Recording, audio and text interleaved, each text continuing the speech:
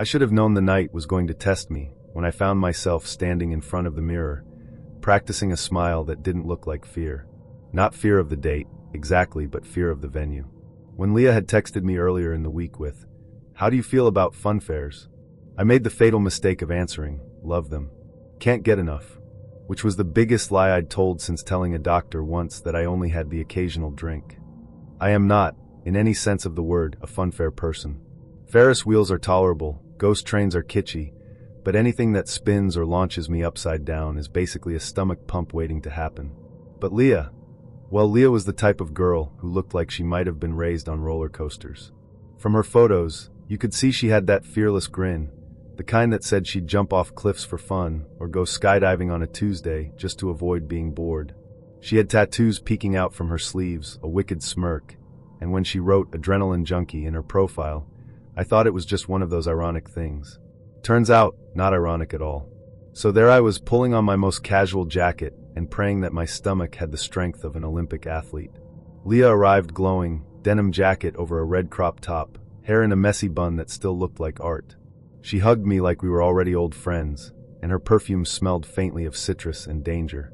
"Ready?" she grinned, already tugging my sleeve towards the entrance gates. "Born ready," I lied, my guts whimpering like puppies. The fair was alive in Technicolor, neon lights, the sweet stink of cotton candy, grease and sugar mixing with the metallic clatter of rides. Music blasted from speakers, barkers shouted over each other, and every few seconds some poor soul screamed bloody murder from a steel contraption overhead. Leah inhaled like she was breathing in paradise. "God, I love this," she said, eyes glittering. First ride, the Vortex. The Vortex was essentially a giant spinning pendulum that swung people in loops until they either saw God or vomited into the crowd below. I wanted to fake a heart attack on the spot, but she was bouncing on her toes, eyes locked on me. "Hell yes," I said, as if I'd been dreaming of this moment. The harness clicked shut around me, my body welded to the seat. Leah grabbed my hand, her grip warm, steady, while my knuckles turned ghost white. "Don't close your eyes," she teased. "You'll miss the best part." The ride launched. My organs relocated to my spine. Blood whooshed into my skull, and then out again. Leah screamed with delight, hands in the air like she was conducting an orchestra of chaos. I screamed too, though mine sounded less ecstatic and more dying goat. When the ride screeched to a halt, she hopped off like it was a warm-up stretch. My legs wobbled like cooked spaghetti. "That was amazing," she laughed. "Let's do the twister." The twister was basically a giant washing machine for humans. I tried to suggest maybe something gentler, like winning her a stuffed bear, but she was already queuing. So I dragged my sorry body behind her. One ride became 5. Roller coasters, spinning cages, things that dropped us from the sky like broken elevators. By ride 3, my stomach had filed for divorce. By ride 4, I was sweating in places I didn't know could sweat. Leah kept laughing, throwing her arms in the air, shrieking with joy. I laughed too, but mine came out like a man at his own funeral. She was radiant, alive, electric, and I was holding onto the safety bar like it was my will to live. Between rides, she insisted on snacks. "You have to balance sugar with adrenaline," she explained, shoving a stick of cotton candy at me. I managed a bite, though my stomach begged for mercy. The worst, though, was the Cyclone, a ride that spun us horizontally while tilting at angles that defied physics. As soon as it started, I knew my time was numbered. I clenched every muscle known to man, praying I wouldn't decorate Leah with recycled hot dog. She hooped, hair flying, while I kept my jaw locked shut. When it ended, I staggered off like a soldier returning from war. Leah beamed. "You're so much fun. Most guys chicken out after 2 rides." "Oh yeah," I croaked. Total thrill seeker, me. But my stomach had other plans. Halfway to the next roller coaster, I bent double, hand over my mouth, and let out the most undignified retching sound. Luckily, I found a trash bin before disaster struck the pavement. I vomited like my soul was leaving my body, while neon lights flashed overhead like a cruel disco. Leah rubbed my back. "Oh my God, are you okay?" "Fine," I gasped, eyes watering. "Just celebrating in my own way." She laughed, though it was kind and not cruel. "You should have told me you weren't into fairs." I wiped my mouth with a napkin some kind stranger handed me. I didn't want to seem boring. Her face softened. "Boring? Dude, you came on every ride with me. That's not boring. That's brave." I blinked at her, still sweating, stomach convulsing. So you're not disappointed? She shook her head, her bun coming loose in the breeze. Nah. Honestly, I like you more for trying. Most guys would have faked a phone call by now and left. We ended the night on a bench overlooking the fairground. She bought us bottled water, and I sipped mine like it was holy nectar. The rides roared around us, the air buzzing with the chaos I couldn't stomach, but she thrived on. She leaned against my shoulder, warm and casual. Next time, she said, we'll do something you love. Maybe a movie or a pub quiz. Something where you won't end up dry heaving into a bin. I laughed weakly, but it was real. That sounds perfect. She nudged me. But I'm still impressed you lasted that long. Honestly, I think you set a new record. As we walked out, her arm looped through mine. I realized I'd survived something brutal. Not just the rides, not just the vomit, but the temptation to fake being someone I wasn't. She'd seen me at my absolute weakest, sweaty, pale, puking, and still chose to laugh beside me. Later, lying in bed, I could still feel the ride spinning in my skull, my body swaying like it hadn't caught up with the ground yet. My stomach was a war zone, my throat raw. But my phone buzzed with her message. Asterisk next time you pick. Just no fares. Winky face, asterisk. And for the first time that night, I smiled without pretending. I told myself I wasn't nervous, just energetic. That's the lie I tell when I've checked my bag 3 times for the same lip balm, compact mirror, and packet of mints. It's my ritual before dates. Polish myself up so that even if the night ends in chaos, at least my eyeliner is symmetrical. His name was Rowan. Online, he was quick with jokes, warm, funny, self-deprecating. We messaged for weeks, and his voice notes had that gravelly, radio presenter quality that made the most boring story sound charming. He suggested a cocktail bar, dark enough to confess crimes but classy enough that you can't order a Jaeger bomb. I arrived early, of course. The bar was intimate, velvet stools, low jazz, citrus, and sugar in the air. I ordered sparkling water to calm myself. Rowan texted, train hell.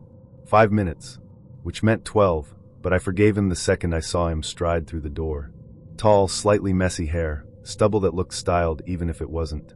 He hugged me hello, smelled faintly of spice and warmth, and slid onto the stool beside me like the night already belonged to him. 2 old fashions, he told the bartender, then winked at me. Actually make one a double.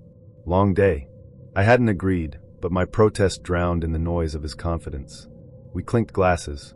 The bourbon burned in the best way, and he sighed like it was medicine. He downed half before I'd taken a polite sip. So, he said, knee brushing mine, tell me the highlights reel. The banter flowed. He was magnetic, quick stories, animated hands, the kind of man who fills silence without trying. But he ordered a second drink almost before the first was gone. Then tequila shots to chase the bourbon.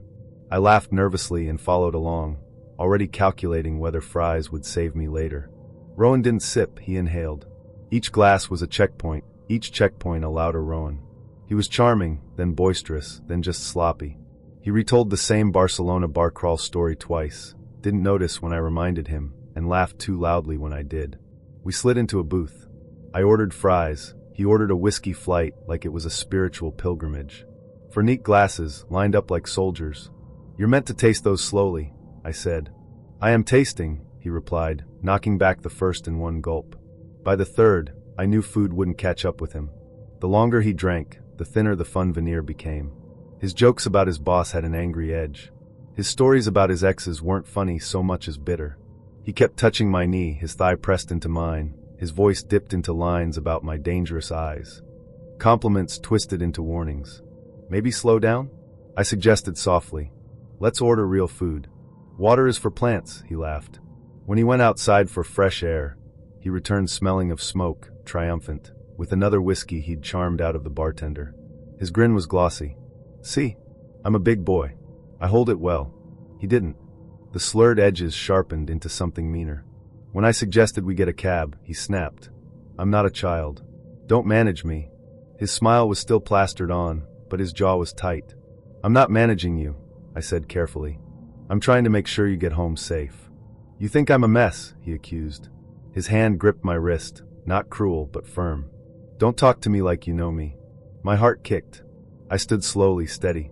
Rowan, let go. He did, after a beat too long. His face shifted, anger, hurt, betrayal, all scrambled into one drunk scowl. The bartender appeared like a guardian angel. "Mate, let's get you a taxi." Rowan sneered. "How about another round instead?" The bouncer arrived, calm but immovable. "No more drinks. Time to go." Rowan puffed up, tried to make it a joke. "Unbelievable."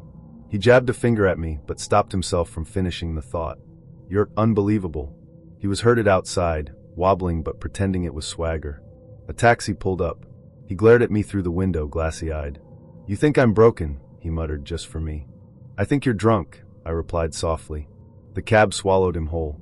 Red taillights smeared across the wet street. Back inside, the bartender handed me water and packed the leftover fries for the road. I nearly cried at the kindness. I walked home, showered until the smell of bourbon and smoke was gone, and ignored the string of messages buzzing on my phone. First, sorry if I was loud. You're beautiful. You smell like Sunday mornings. Then, you embarrassed me. I'm not a child. Finally, you don't know what my week was like. I blocked him before he could spiral further. In the morning, the dress on my chair looked like it had been to a party I wasn't invited to. I opened the paper bag, ate the fries cold, and decided hope is stubborn but not stupid. I'll keep dating, but next time my body whispers too much, I'll listen the first time. I'd been humming all day, nerves buzzing through me like caffeine. My best friend had laughed at me earlier when I called her for outfit advice. "Riley, you're acting like this guy's the last man on earth," she teased. Maybe she was right, but I couldn't help it. Something about Kyle's profile had hooked me. He wasn't the usual gym flex in the bathroom mirror type, or the mug of beer with the lads in Ibiza type. His bio had been quirky, almost charming, cinema lover. Hopeless romantic. Life's better with popcorn. I pictured a guy who could quote a little Tarantino here, sprinkle some Meg Ryan rom-com there, but still hold down a conversation about, actual life. Movies had always been my safe place. Dimmed lights, shared popcorn, the quiet thrill of two people leaning closer in the dark. So when Kyle asked me to meet him at a wine bar downtown, it felt promising. I chose a black dress, nothing flashy but flattering, and spritzed perfume at my wrists. In the mirror, I practiced a smile that didn't look desperate, but didn't look bored either. Somewhere between approachable and mysterious. The bar was already humming when I arrived. Candles flickered, people laughed softly. The air smelled of roasted garlic and spilled Merlot. I found a table near the back and texted him I'd arrived. My phone buzzed back almost instantly. "On my way, kid." Weird sign-off. But I brushed it off. Maybe just his way of being playful. Then he walked in. Tall, messy hair that looked like it had been styled to look messy. Dark jacket over a t-shirt with some faded movie graphic. His eyes scanned the room, landed on me, and lit up. For a second, my stomach did that stupid flip it always does when someone hot looks directly at me. He walked over, grinning, and the first words out of his mouth were, "Here's looking at you, kid." I laughed. "Okay, cute. A Casablanca opener. I could roll with that." "Hi," I said. "Nice to finally meet in person." He slid into the seat across from me, still grinning like he'd nailed the audition. "You talking to me? You talking to me?" I blinked. A taxi driver line. Delivered with an exaggerated squint. I chuckled politely. "Yeah, I'm talking to you." He leaned back, clearly proud of himself. "I'll have what she's having." I glanced at the empty table between us. No drinks yet, no menus even. The "When Harry Met Sally" reference was premature at best, but I let it go. Maybe he was just nervous. The waiter came by, asked what we wanted to drink. I ordered red wine. Kyle looked at the guy and said, "Shaken, not stirred." Do you mean a martini, sir?" the waiter asked. Kyle winked. "Exactly." The waiter wrote it down with the weary expression of a man who has seen too many bad James Bond impressions in his career. Once we were alone again, I tried to steer the conversation somewhere normal. "So Kyle," I said brightly, "what do you do for work?" He pointed at me with both hands like a bad game show host. "Life finds a way." I stared. "Sorry? Jurassic Park. Jeff Goldblum." He chuckled at his own delivery. "Right, but what's your actual job?" He leaned in, lowering his voice like he was about to tell me something profound. "Frankly, my dear, I don't give a damn." I sipped my wine the moment it arrived, praying the alcohol would blur the edges of this nightmare. The rest of dinner was like being trapped in a trivia night with someone who only knew one category. Every single question I asked, family, hobbies, favorite food, travel, was met with another quote. "Any siblings?" "Luke, I am your father." "Do you cook?" "Say hello to my little friend." He mimed holding a gun, making pew-pew noises until the couple at the next table glared. Favorite holiday destination? There's no place like home. I forced a smile, laughter bubbling in my throat not from amusement, but from sheer disbelief. He wasn't just referencing movies, he was speaking entirely in them. When the waiter brought appetizers, Kyle raised a fork dramatically and declared, "You can't handle the truth," before stabbing at the bread like it had personally wronged him. At one point, he dropped his napkin and, when I leaned down to pick it up, muttered, "Nobody puts baby in a corner." I froze mid-reach. My entire body wanted to evaporate. Somewhere between the main course and my second glass of wine, I tested him. "So, what are you looking for in a relationship?" He clasped his hands together, eyes narrowing like he was preparing for the academy. Then, in a low voice, he whispered, "You complete me." I nearly choked on my pasta. The worst part? He delivered it with such conviction, I half wondered if he thought he was being romantic. By dessert, my patience had dissolved into a puddle. He tried feeding me a spoonful of creme brulee while whispering, "Say hello to my little friend again," and I pushed the spoon away before he could smear custard on my face. "Do you ever speak normally?" I finally asked, sharper than I'd meant. He leaned across the table, eyes gleaming, and whispered, "You can't handle the truth." That was it. That was my limit. I set down my fork, grabbed my purse, and stood up. He didn't even try to stop me. He just raised his glass in a mock toast, quoting after me as I stormed out. "Here's Johnny." The cool night air outside hit my face like a blessing. I walked fast, heels clicking against the pavement, trying not to laugh and cry at the same time.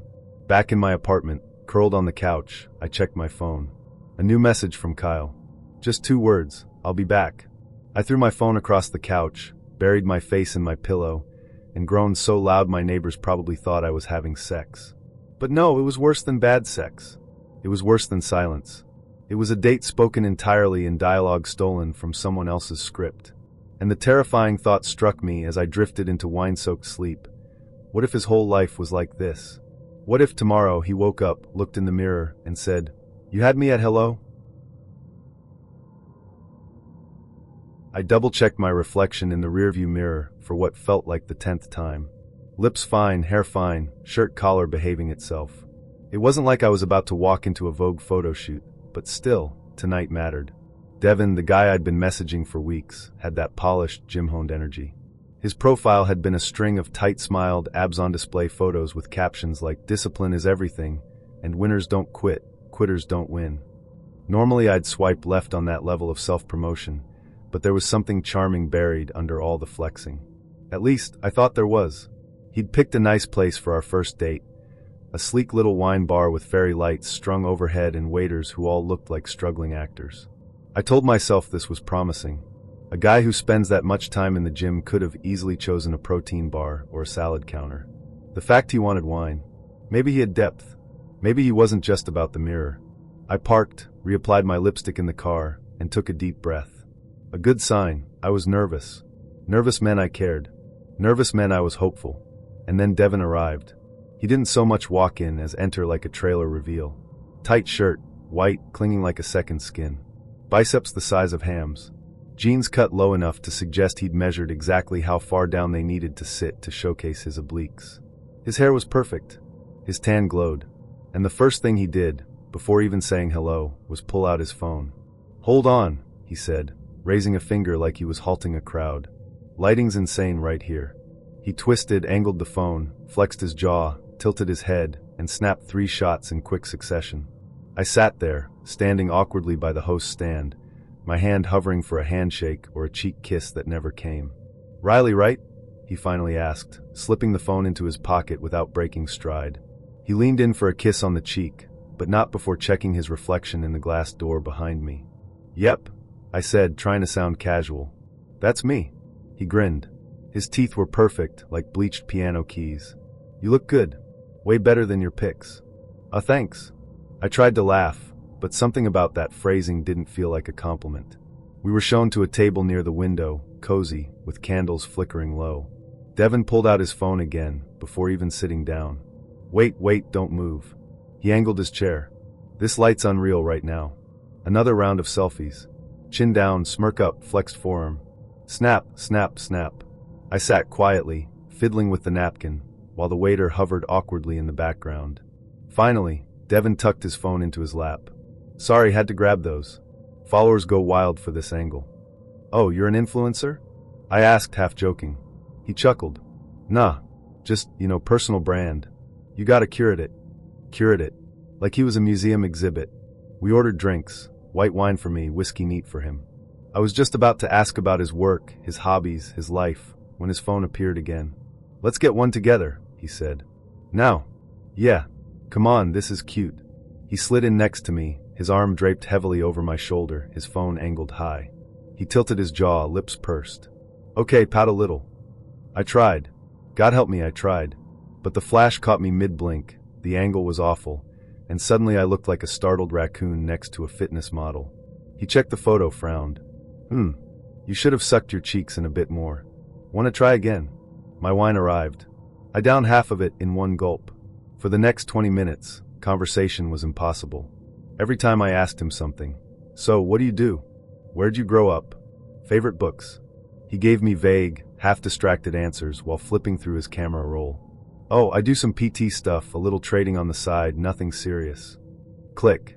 Yeah, I'm from near Manchester originally, but the lighting's better in London. Click. Books? Nah, I'm more about visuals. Words are kinda outdated, don't you think? Click. I wanted to scream. When the food arrived, pasta for me, steak for him, he immediately whipped out his phone again. Wait, don't touch it. He stood up, rearranged the plates, adjusted the candles, shifted the salt shaker. Then he angled his phone, muttering, Gotta get the vibe. Snap. Snap. Snap. The waiter returned to refill our glasses, and Devin actually stopped him. Wait, don't pour yet. You're ruining the shot. The waiter gave him a look I'll never forget, a mix of pity, contempt, and the quiet rage of someone earning minimum wage. I tried to salvage the evening. So, what's the most fun trip you've ever been on? Devin chewed a bite of steak, flexed his jaw deliberately, swallowed, and said, Ibiza. Unreal shots. Sunset selfies, pool flexes. Whole feed blew up. Right, I said. But like the experience? Oh yeah, sure. But the content, though. He trailed off, already checking his reflection in the spoon. Halfway through dinner, he asked me to hold his phone at a better angle, while he pretended to take a sip of wine. I became his unpaid photographer, taking 20 pictures of him smirking at his glass while he critiqued my framing. No, higher. You're making me look short. Try again, but get the bicep in. Okay, now candid, like I'm laughing at something hot you just said. By dessert, I was done. Absolutely, irreversibly done. When he tried to set up the phone against the salt shaker to record himself eating tiramisu, I finally snapped. Devin, I said, are you here to date me or your reflection? He didn't miss a beat. He smirked at the phone lens and said, both. That was it. I stood up, grabbed my bag, and walked out, leaving him mid-bite, mid-pose, mid-swoon over himself. Hours later, I checked Instagram out of morbid curiosity. And there it was, his latest post. Him at the restaurant, shirt tight, eyes smoldering. The caption, another fan dinner. Hashtag lucky her. I zoomed in on the background. You could just barely see me, blurred, half turned away, already reaching for my bag. I closed the app, tossed my phone across the bed, and buried my face in my pillow. The smell of wine clung to my hair, the echo of his constant camera shutter ringing in my ears. I thought about his parting words, both, and shuddered. Because if I'd stayed, I wasn't sure he'd have remembered my name, but I knew he'd have remembered the lighting. I ironed my shirt that night. Actually, no, I ironed it twice.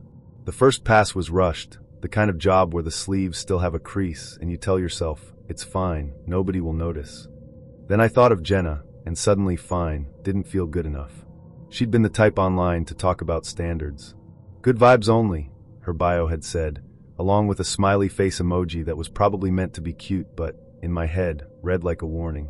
So, I gave the shirt a second pass until it was crisp. Blue cotton neat buttons, the kind of shirt that said, I tried but not too hard. I even polished my shoes, something I hadn't done in months. Tonight wasn't just dinner. Tonight was the chance to impress someone who, based on her profile, had a taste for things that were exceptional.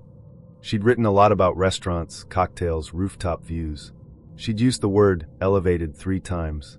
I thought that was funny, in a slightly pretentious way, but also alluring.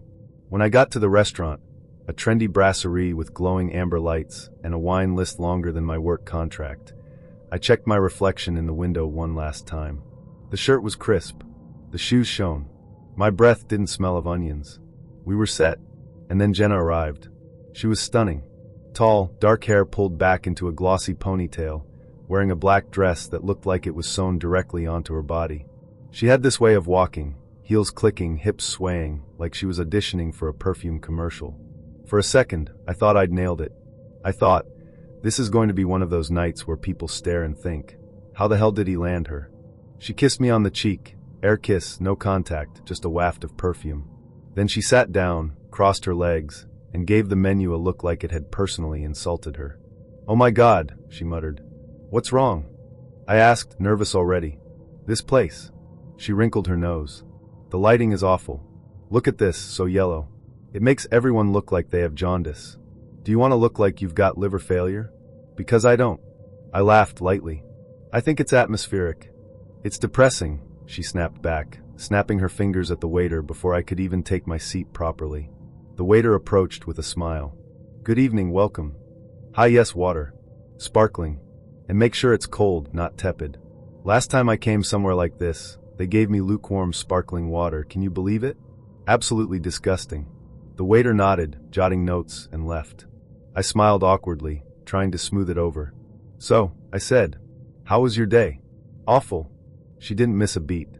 "Traffic was horrendous, my boss is incompetent, and don't even get me started on the weather. Honestly, I don't know why I bothered coming out." "Well, I'm glad you did," I offered, trying charm. She didn't smile. She picked up the cutlery, inspected it like she was about to conduct a hygiene test, and sighed. "Do you see this? A smudge. Right there. This is meant to be a nice place. I can't stand when people cut corners." I tried to joke.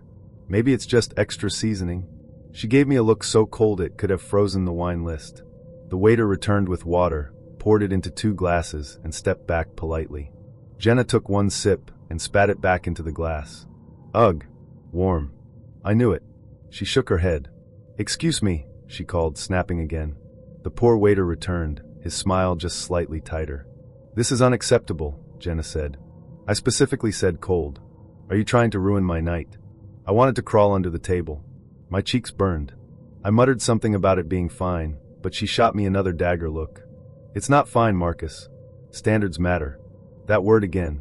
Standards. We ordered reluctantly. She huffed through the menu like every option was an insult. "Why do they have so much seafood? Don't they know some people hate fish? Ugh. I guess I'll have the risotto. No mushrooms, no cream, extra garlic. And if it's not piping hot, I'm sending it back." When the waiter left, I tried again to salvage conversation. "So, you like Italian food?" "No," she said flatly. "Too heavy. Carbs just make me bloat. You know how disgusting it feels, trying to be sexy when you're bloated? Like carrying around a balloon full of pasta in your stomach. Horrible." I nearly choked on my water. Sexy? Was she trying to sound sultry, or just reminding me she expected to look flawless at all times? Either way, it was said with the kind of bitterness that made me feel guilty for ever enjoying a plate of spaghetti. The starters arrived, bruschetta for me, a small salad for her. "Ew," she said, poking at the leaves. "This lettuce is wet." "Like actually wet. Did they even pat it dry?" "This is amateur." "It's salad," I offered. "It's disgusting," she corrected. Meanwhile, I took a bite of my bruschetta. Crunchy bread, ripe tomatoes, garlic, basil. Heaven. I smiled without thinking. "Why are you smiling?" she snapped. "Because it's good? You're easily pleased, aren't you?" I laughed awkwardly. "Is that a bad thing?" "Yes," she said. "It means you accept mediocrity." I can't stand men like that. The meal became a minefield. Every dish, every sip, every flicker of candlelight became something for her to complain about. The bread was too warm, probably microwaved. The butter was too cold, impossible to spread, a sign of laziness. The wine was cheap, I could taste the sulfates. I started drinking faster, just to get through it. At one point, she leaned across the table, her cleavage framed perfectly in her low-cut dress, and hissed. "Do you know what the worst part is? This entire place is trying to be sexy and failing. It's like bad foreplay. Too much effort, not enough execution. Makes me feel dry just sitting here." I nearly spat wine across the table. Did she really just compare a restaurant to foreplay? Loudly? With the couple beside us clearly listening? The main courses arrived. My chicken was tender, seasoned beautifully. Her risotto looked fine to me, creamy, steaming. She took one bite, pulled a face, and immediately waved down the waiter. "This is revolting," she declared. "Undercooked rice. Tastes like glue. Do you even try back there?" The waiter, bless him, offered to replace it. She refused. "No point. You'll just ruin it again." She pushed the plate away, folded her arms, and sulked. I kept eating my chicken because, frankly, I was starving and had paid too much already. "Unbelievable," she muttered. "You're really going to eat that? After everything?" "Yes," I said softly. She shook her head. Pathetic. By dessert, I was ready to run. She ordered nothing, declaring, "I don't eat sugar, it makes me break out." I ordered tiramisu because at that point, I needed something sweet to erase the bitterness of her company. She sneered. "Do you know how many calories are in that? You might as well lube it up and rub it straight onto your thighs." The table next to us actually snorted into their drinks. I wanted to die. When the bill came, she didn't even glance at it. "You've got this, right?" she said, scrolling on her phone. I paid. Of course I did. Outside, in the cool night air, I thought maybe I'd escape politely, thank her, end it with a handshake. But Jenna wasn't finished. "You know," she said, leaning in, "you'd be attractive if you had higher standards. But clearly you don't. And that's a turnoff." I nodded, muttered something non-committal, and walked away. I brushed my teeth twice before leaving the flat. Not once. Twice. First with the usual mint paste, then a quick rinse, then again with whitening paste, because I wanted to feel extra fresh. I even carried gum in my bag, just in case. I'd told myself this date mattered, even though technically it was just dinner with a stranger named Trevor. But he'd called himself a foodie in his messages, the kind of guy who knew his way around cuisines, who respected flavor, who loved meals not just for sustenance but for experience. I'd been picturing something cinematic, two people leaning over a candlelit table, sharing bites, laughing about who stole the bigger forkful, that kind of thing. When I stepped out into the night air, I felt a shiver of nerves under my red dress. It wasn't a ball gown or anything, just simple, with straps that showed my shoulders and a skirt that was playful but not too short. I wanted to look like someone worth lingering over, someone Trevor might savor the way one savors a perfectly cooked meal. The restaurant was a trendy little bistro tucked down a cobbled street in town. Dim lighting, low music, polished glasses catching the glow of candle flames. It was all very promising. I arrived a few minutes early and stood by the entrance, rehearsing little lines in my head, the usual small talk. When Trevor walked in, I spotted him immediately. He was tall, broad-shouldered, with a boyish grin and dark stubble that probably looked accidental, but was definitely cultivated. His shirt was half unbuttoned, his chain glinting in the dim light, and he had that casual confidence that made me think, yes, this could work. "Alina," he said, his voice booming just a little too loud for the intimate room. "That's me," I smiled. He leaned in and kissed the air beside my cheek, the faint scent of cologne brushing past. Strong, but not suffocating. So far, so good. We were led to a table near the back, tucked away but still within sight of the kitchen's swinging doors. I loved that kind of energy, watching waiters sweep past with trays, the occasional shout of service from the chefs. It made me feel part of something alive. Menus were handed out, and Trevor immediately clapped his hands together like a child on Christmas morning. "Oh, I've been dying for a steak all day," he said, grinning at the waiter before the man had even introduced the specials. I giggled. It was enthusiastic, sure, but enthusiasm is good. He looked at me, his eyes sparkling. "Do you like steak?" "I do," I nodded. "But I was thinking of trying the sea bass tonight. I've heard it's really good here." "Sea bass, eh?" He slapped the table. "Adventurous. I like that." We ordered a bottle of red, at his insistence, and some starters, then settled into conversation. He told me about his job in construction management, about his gym routine, about his love for spicy food. His voice was loud, but it wasn't unpleasant. I found myself leaning in, smiling. Maybe this would be the kind of date where I went home glowing, where I replayed moments in my head and blushed. Then the food arrived.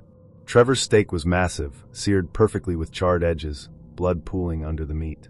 My sea bass came glistening, resting on a bed of greens. It was beautiful. Trevor didn't hesitate. He grabbed his knife and fork and attacked the steak like it owed him money. The first cut was fine, clean, precise, but the way he shoved the meat into his mouth made me pause. He chewed with his mouth wide open. Not a little. Not discreetly. His lips stretched, his jaw worked, and I could see the meat breaking down between his teeth. The sound, wet, squelching, almost obscene, filled the small space between us. He moaned, specks of juice glistening on his chin. God, that's good. I tried to focus on my sea bass.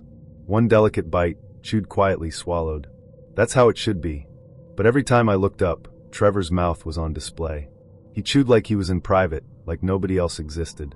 A bit of steak clung to his lip, and when he spoke, it flew free, landing near his wine glass. So Alina, he said, still chewing, what do you do for work? The burp slid right out mid-sentence, wet and unapologetic. My eyes widened. Sorry, babe, he laughed, pounding his chest. Natural digestion. Means I'm enjoying it. I smiled tightly. Right. I sipped my wine and prayed for distraction, but Trevor only grew louder. Every bite was an assault. He slurped his wine like soup, burped after nearly every mouthful, and kept licking his fingers even though he had cutlery. The table beside us turned to glance. I sank into my seat, cheeks burning. At one point, a string of fat slid down his chin. He didn't wipe it. He let it glisten until it dripped onto the tablecloth. So you like to travel? He asked, his mouth half full. Yes, I said softly. I've been to Italy recently. He shoved another chunk of steak into his mouth. Oh, Italy. Pasta, pizza, wine. Burp. He didn't even excuse himself this time. He just smirked like it was part of his charm. The waiter arrived to clear our starter plates and hesitated at Trevor's mess. The splattered juice, the grease stains, the discarded fat bits. Trevor grinned at him. Compliments to the chef, mate. This is heaven. Then he belched again, long and loud, right in front of the poor guy. Sir, the waiter said tightly. Can I get you another napkin? Trevor waved him off. Nah, I've got 10 fingers. They'll do. By then, I wanted to crawl under the table. I tried to keep polite, to salvage some dignity. But Trevor wasn't done. When he finished his steak, he leaned back in his chair, stretched, and rubbed his stomach with both hands. Oh yeah, that hit the spot. Then, with a wicked grin, he grabbed his empty glass, tilted it up, and slurped the last drops of wine so loudly that the room went silent. And then came the final blow. He belched. Not a small burp. Not an accident. A deep, guttural, room-shaking belch that rattled the glasses on our table. Heads turned, forks paused midair, conversation stopped. Trevor winked at me, grease still shining on his chin. Bet you like that, huh? I blinked, my jaw slack. Excuse me? Come on, he laughed, leaning in. That was a good one. Admit it. I stood, my chair scraping against the floor. I need some air. His grin faltered. What? You don't like a man who's comfortable in his own skin? I didn't answer. I grabbed my bag, muttered something to the waiter about settling the bill, and walked straight out into the night. My phone buzzed hours later. It was Trevor. Next time we'll share ribs, extra messy. I stared at the message, shuddered, and deleted his number.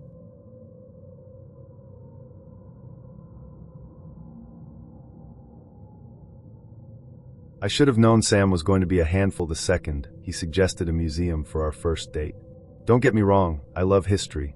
Old castles, cobblestone streets, even those tiny little plaques that no one else stops to read. I can get lost in that stuff. But the way Sam messaged about it, it wasn't the casual, let's check out an exhibit. It was paragraphs about Roman coins, medieval weaponry, Saxon burial sites. He practically foamed at the mouth describing how incredible the museum was, how authentic it would feel walking side by side past relics that had shaped the world. His enthusiasm seemed harmless, even charming, when I read his messages at midnight with a glass of wine in hand. After all, dating apps are full of men who can't string 3 words together. At least Sam had passion. But passion, as it turns out, can curdle. The morning of the date, I spent too long on my outfit, worrying that I'd look too casual among Roman busts and Tudor armor. I went with jeans and a cream sweater, sensible but cute, paired with boots that wouldn't click too loudly on marble floors. I met him outside the grand stone entrance of the museum, where he was already bouncing on his heels like a kid about to open presents. Haley, he grinned, pushing his glasses up his nose. You look perfect. Ready to step back in time. His energy was overwhelming, but I smiled and nodded. Inside, the lobby smelled faintly of dust and polish, the kind of scent that screams, history lives here. Sam walked with a spring in his step, pointing out every detail. The carvings on the banister, the dates on the admission plaques, the worn edges of the tiled floor. This floor has seen centuries of feet, he whispered, almost reverently. Imagine kings, queens, maybe even Cromwell himself, walking right where we are. It was oddly endearing. For about 10 minutes. We started in the Roman section. Glass cases lined the walls, filled with coins, pottery, shards of old tools. Sam pressed his face almost against the glass, muttering facts under his breath like he was on a private tour with himself. I tried to keep up, nodding, pretending to be as fascinated as he was. But then came the first moment that made my stomach tighten. He touched the glass. Flat palm, pressed hard, as though he was trying to absorb the object through sheer contact. "Sam," I said softly, "you're not supposed to touch." He chuckled. "It's fine. I just want to feel the energy. Can you imagine the hands that held these?" Before I could answer, a uniformed guard appeared. "Sir, please don't lean on the glass." Sam gave him a dismissive smile. Of course. We moved on, but the unease stuck with me. In the medieval section, Sam's obsession intensified. He leaned so close to a sword hilt, I was afraid his breath would fog the glass. He muttered about metallurgy, battlefields, and the artistry of death. I tried to joke, to lighten the mood. "You sound like you should be leading the tour," I teased. He grinned. "Maybe someday I will." Then, before I could stop him, he reached into an open display, a low barrier around a stone relic, and stroked the edge of the weathered artifact with his fingertips. My heart dropped into my stomach. "Sam," I hissed. Another guard was there in seconds. "Sir, do not touch the exhibits. This is your final warning." Sam looked offended, like a genius being scolded by a child. "It's a stone that's been outside for 1,000 years. A little touch won't hurt it." The guard's expression hardened. "Touch it again, and you'll be escorted out." I wanted to sink into the floor. People were staring now. Families, couples, even a group of schoolchildren giggling behind their teacher. My cheeks burned with humiliation. We moved along again, but Sam didn't seem chastened. If anything, he seemed energized by the conflict. He whispered to me as we passed a case of Viking jewelry. "They're too uptight. These things were meant to be held, to be worn. History should be touched, not locked away." I gave him a tight smile, praying he'd rein it in. But of course he didn't. In the Egyptian wing, Sam's hand darted out before I could even register it, brushing the edge of a carved sarcophagus lid. This time, the guard didn't bother with a warning. "Sir, that's it. Out. Now." The words hit like a thunderclap. Heads turned. A ripple of whispers passed through the gallery. Sam's face twisted with indignation. "This is absurd," he barked. "Do you know how much I've studied this? Do you know how much I respect this culture? I probably know more about these artifacts than half your staff." "Sir," the guard repeated firmly, "you need to leave. Right now." Sam turned to me, his eyes wide, pleading. "Haley, tell them I wasn't hurting anything." I froze, caught between embarrassment and disbelief. My lips parted, but no words came out.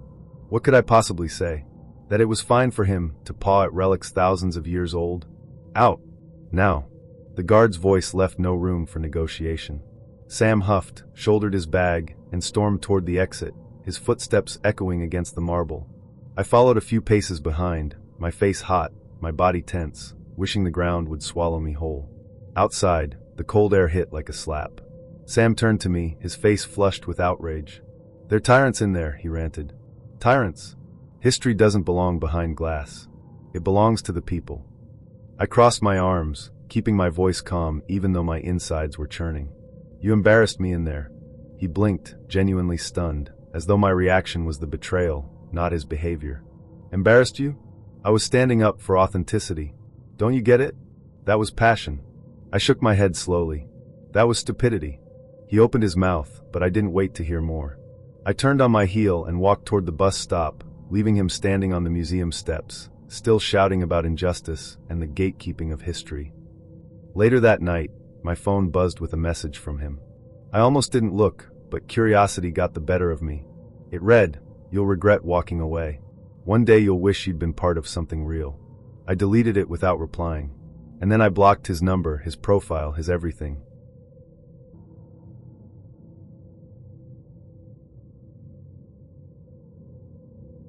I thought I was playing it safe when I spritzed just a touch of aftershave across my jawline before heading out.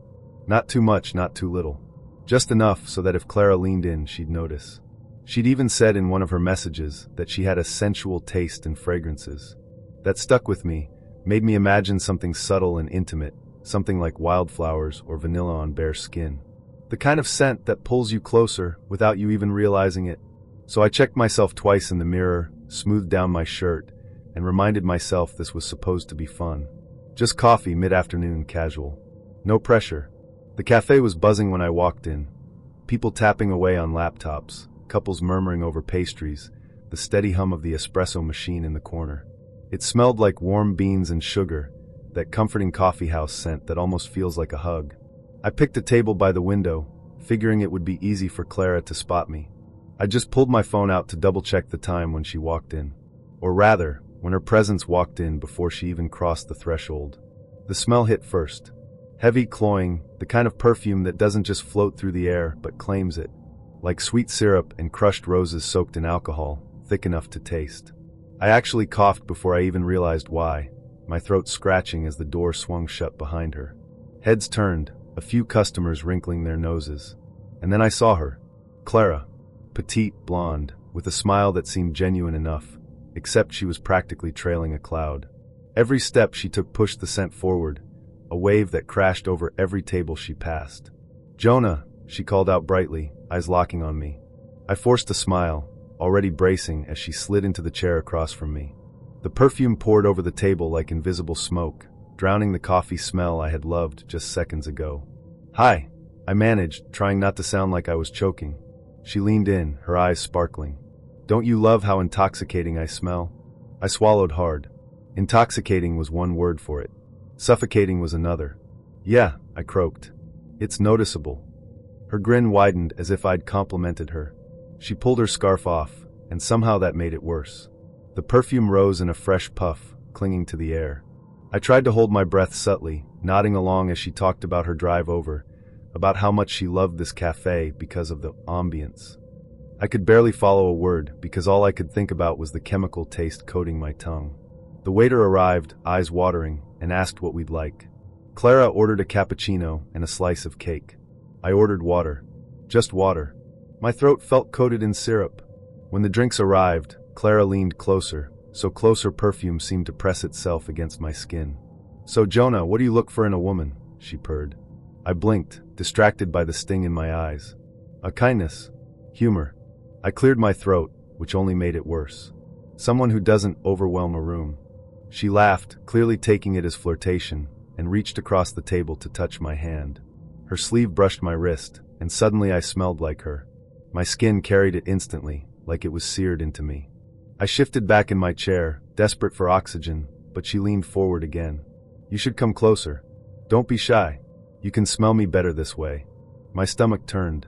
People at nearby tables were staring, some with thinly veiled annoyance, others hiding chuckles behind their cups. I caught a man at the next table mutter to his friend, "Christ, it's like she bathed in it." Clara didn't notice. Or maybe she did and simply didn't care. She was in her own perfumed bubble, giggling and brushing her hair behind her ear.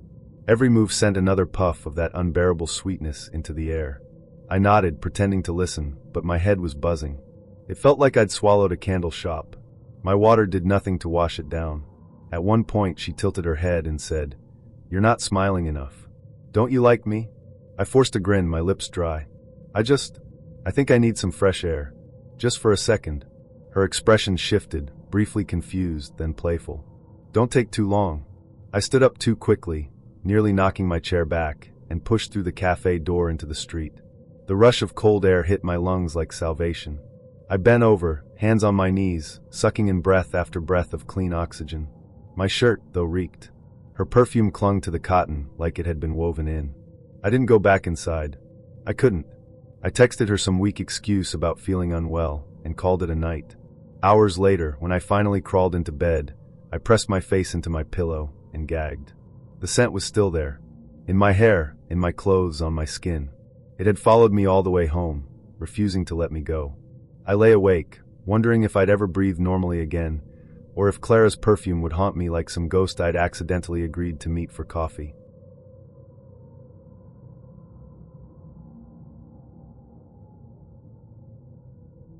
I should have trusted the little voice in my head when I saw Daniel's first message. Something about it felt too polished, too smooth. His opening line wasn't the usual "Hey, beautiful," or "What's up" that most guys fire off. Instead, it was a carefully constructed compliment about my energy, paired with a line about how he was searching for someone adventurous, open-minded, and ready for a real connection. It sounded flattering. It sounded different. And at the time, that was enough to hook me. Daniel's pictures didn't hurt either. He had that kind of clean, suburban attractiveness, sharp jawline, styled brown hair, button-up shirts against tasteful backdrops. A man who looked like he had his life together. His profile even mentioned he was married, but it was worded in such a vague, we're liberated, we're free-spirited way that I brushed it off. My brain told me it was probably nothing. Maybe he was separated. Maybe it was just a typo. When he suggested drinks at a low-lit cocktail bar downtown, I said yes. I spent an hour getting ready, more than an hour really. I changed outfits 3 times before settling on a fitted black dress and a leather jacket. My reflection looked more confident than I felt, but I told myself this was what dating was all about. Trying things, stepping into unknowns. The bar was already humming when I arrived, jazz low in the background, glasses clinking, couples leaning close in booths. Daniel was waiting at the bar, drink already in hand, looking every bit as polished as his photos. He stood when he saw me, smile broad and welcoming. "You must be Emily," he said, voice smooth. "Even better in person." I flushed, sliding onto the stool beside him. For the first half hour, everything seemed normal. He asked about my job, my favorite books, my travel dreams. He listened in a way that felt attentive, his eyes steady on mine. I laughed more than I expected to. He ordered us another round. But there was a shift. A small one, subtle at first. His questions tilted. "So, are you adventurous?" he asked at one point, swirling the ice in his glass. I laughed nervously. "I like to think so." "Why?" His smile widened, but something about it made my stomach tighten. "Because my wife and I have been looking for someone just like you." For a second, I thought I'd misheard him. My brain scrambled, replaying his words. "Your wife?" I echoed. Daniel nodded casually, as if announcing his wife's presence in our date wasn't a grenade tossed onto the table. "Yeah, Emily. She's amazing. Gorgeous. You'd love her." I blinked, gripping my glass a little too hard. "Wait, so this isn't what exactly? This isn't a date?" He leaned closer, lowering his voice like we were conspirators. "It's a date, sure. But it's also an opportunity. See, my wife and I, we've been married 7 years. Things are great, but we like to keep things interesting. We've been talking about finding the right person. Someone fun. Someone open." His eyes flicked down my neckline and back up, bold enough to make my skin crawl. "When I saw your profile, I thought, yeah, she's perfect." The room tilted. My heart thudded hard in my chest, a mix of confusion, disbelief, and a sharp, rising anger. "So, you're using dating apps to recruit women? Like I'm a what? A spice packet for your marriage?" Daniel chuckled softly, as though I were overreacting. "Come on, don't take it the wrong way. This isn't about using you. It's about sharing something amazing. My wife is incredible. You'd see that. We'd make sure you felt wanted. Treasured." He dragged out the last word, his tone dipping into something that made my skin prickle. I pushed back from the bar slightly, needing distance. "That's not what I signed up for." He tilted his head, unfazed. "I get it. It sounds wild at first. But trust me, you'd enjoy it. No strings, just pleasure. We've done it before, and every woman we've met, they loved it. They still text us sometimes." He smiled like this was supposed to reassure me. I could feel my face heating, not from attraction but from humiliation. People around us laughed and talked, completely unaware that I was sitting in the middle of one of the most bizarre, uncomfortable conversations of my life. "You should have said that up front," I snapped. "I thought this was just you and me." Daniel raised an eyebrow, clearly amused by my indignation. "Well, I wanted to make sure we clicked first. No point in introducing you to Emily if the vibe wasn't right. But I think it is. Don't you?" He leaned in, too close, his breath warm with whiskey. "You've got the look she likes. Dark hair, confident. She'd eat you up." My stomach churned. The way he said it, like I was prey being lined up for consumption, made bile rise in my throat. I pushed my chair back, the legs scraping loud against the floor. "I'm not interested," I said firmly, grabbing my bag. He chuckled again, like I was playing hard to get. "Don't rush to judge. Just meet her once. If you don't vibe, no problem. But if you do," his eyes gleamed, "you'd be surprised what doors it could open." "Not happening." I stood, my legs shaky but my voice steady. He raised his glass in mock salute as I turned to leave. "You'll think about it," he called after me. The night air outside was a slap of cold reality. I sucked in deep breaths, trying to steady the shaking in my hands. My phone buzzed almost immediately, a new message from Daniel. It read, "Emily says hi. She'd love to meet you." Attached was a picture, a woman with striking blonde hair, smiling wide beside him, her arm looped around his. They looked like a perfect couple, glossy and bright. And yet, the message made my skin crawl worse than anything else. I deleted it without replying. My chest still burned as I walked to my car, heels clicking against the pavement like gunshots. On the drive home, I replayed the night over and over. How normal it had seemed at first. How careful he'd been, laying the trap. How quickly it had turned. And underneath the anger, there was a flicker of something else, shame. Not because of what he'd offered, but because I'd almost bought into the illusion he sold. The illusion of a genuine connection. He'd reeled me in with the promise of romance, only to reveal I was just a variable in someone else's equation. When I got home, I poured myself a glass of water and stared at my reflection in the dark kitchen window. My cheeks were flushed, my eyes too bright, like I'd just survived something I didn't fully understand. The truth settled heavy in my stomach. Dating in this world wasn't just about awkward dinners and mismatched chemistry. Sometimes it was about people who saw you not as a person, but as an accessory to their own desires. I promised myself, then and there, that I'd trust the little voice next time, the one that whispered warnings in the quiet. Because once the mask slips, once you see what someone's really after, there's no unseeing it.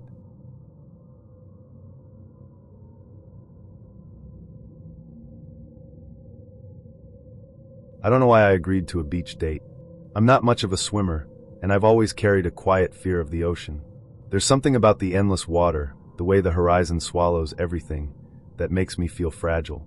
But when Arlen suggested it, this charming, sun-browned guy with a smile that seemed built for summer, I said yes. It sounded spontaneous, fun, and a little daring. I wanted to be the kind of person who could go with the flow. That morning, I stood in front of my closet, pulling out swimsuits I hadn't touched in years.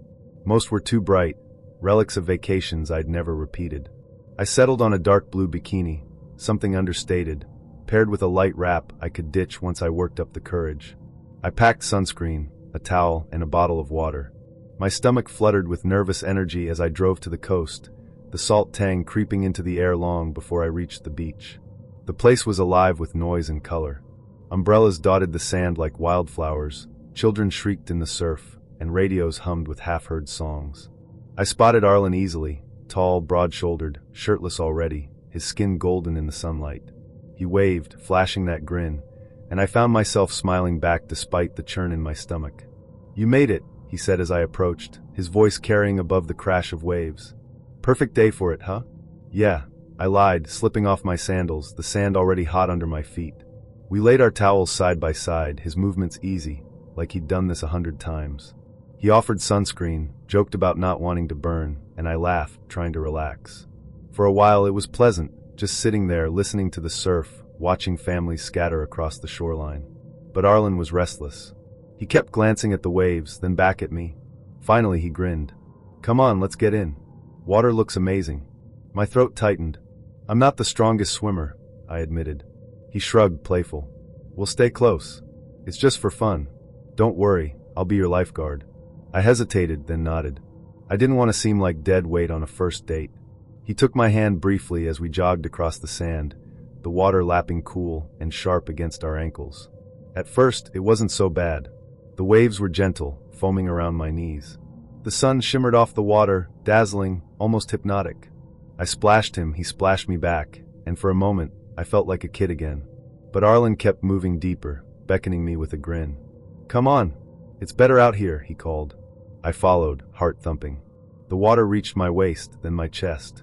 I tried to keep my breathing steady, but the push and pull of the current grew stronger. Each step forward felt like a negotiation with something much larger than me. And then, almost without warning, the bottom disappeared. My foot went down expecting sand, but there was nothing, just cold emptiness. I flailed, swallowing a mouthful of salt water, panic spiking as I realized I'd drifted into a deeper pocket. "Arlen!" I gasped, thrashing. He was a few feet away, laughing, slicking his wet hair back, oblivious. "Relax. Just float," he shouted, as if it were that simple. But my body didn't know how to relax. My arms windmilled, desperate to keep my head above water. The waves slapped into my face, each one stealing more air. My legs kicked wildly, but the current tugged me farther out, each pull stronger than the last. The noise of the beach dulled, replaced by the roar of blood in my ears. I tried to scream again, but salt water rushed into my mouth, choking me. My chest burned. For a split second, I had a clear, brutal thought. This is how it ends. Right here, on a stupid first date. I caught a glimpse of Arlen, still closer to shore, still not moving toward me. He didn't see it. He didn't hear it in my flailing arms or sputtering coughs. He was just standing there. My strength faltered. My body dipped, water closing over my head. The world went murky, green-blue and muffled. I kicked, clawed upward, broke the surface with a ragged gasp, but another wave crashed instantly over me, filling my nose, my throat. I was drowning, right there in front of dozens of strangers, and nobody seemed to notice. Then suddenly hands. Strong hands, gripping my arm, hauling me upward. A voice close to my ear. "I've got you. You're okay. You're okay." A lifeguard. His red float bobbed beside us as he dragged me toward shore, his strokes sure and practiced. I coughed, sputtered, clung to him like a lifeline, because he was. Each second stretched impossibly long, but the sand eventually rose beneath my feet again, solid and blessed. We stumbled into the shallows. I collapsed onto the wet sand, choking, my lungs searing with every breath. The world spun, people staring, murmuring, but all I could do was curl forward, hands gripping the earth like it might vanish. The lifeguard knelt beside me, calm, steady. "You're safe. You inhaled some water, but you're breathing. Just take it slow." I nodded, tears mixing with seawater on my cheeks. When I finally looked up, Arlen was standing a few feet away, arms crossed, expression unreadable. Not frantic, not shaken, just detached. "You okay?" he asked casually, like I'd tripped on the boardwalk instead of nearly drowned. Something in me snapped. I wanted to scream, to demand why he hadn't noticed, why he hadn't moved. But my voice was broken, shredded from salt and panic. All I could manage was a hoarse, "You didn't even see me." He shrugged. "Thought you were playing around." The lifeguard shot him a glare sharper than any words. "She wasn't." Then he turned back to me, softening. "Drink some water when you can. Rest. Don't go back in today." I sat there for a long time, the sun still bright and cheerful, mocking me with its warmth. People went on with their beach day, as if nothing had happened. But inside, I was trembling, every nerve still wired to the terror of sinking. Eventually, I wrapped myself in my towel, gathered my things, and walked off the sand without a word to Arlen. He didn't follow. Later that night, as I lay in bed, the smell of salt still clinging to my hair, my phone buzzed. A message from him. "Had fun today. We should do it again." I stared at the screen, hollow laughter rising in my chest. Fun. I'd stared down the ocean's throat while he stood idly by. And he thought I'd want more. I deleted his number and turned off my phone. The image of water closing over my head replayed again and again in the darkness, but so did the feel of the lifeguard's hand, strong and certain, pulling me back toward life. I realized then that fear and instinct had spoken louder than anything Arlen could have said or done. My body had known the truth before my brain caught up. Some people are worth clinging to when the waves rise. Others will just watch you drown.